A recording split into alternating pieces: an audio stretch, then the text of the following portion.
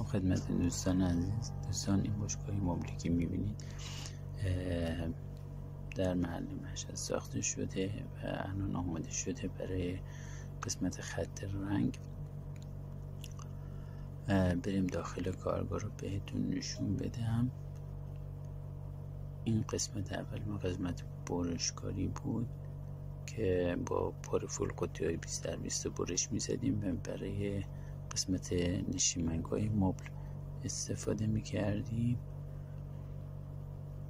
بعدش بریم کمی جلوتر رو بهتون نشون بدم.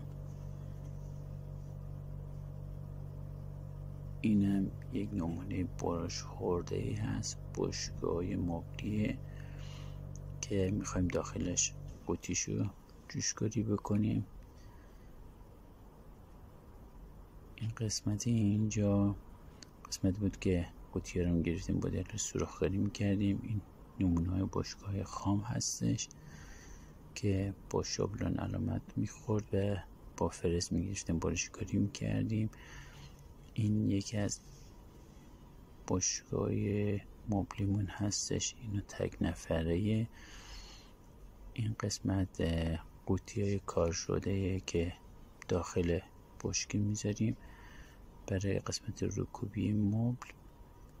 و این قسمت هم و این بشکه هم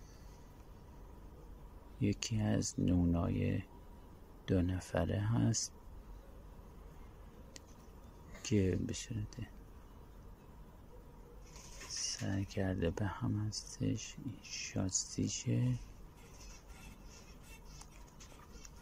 که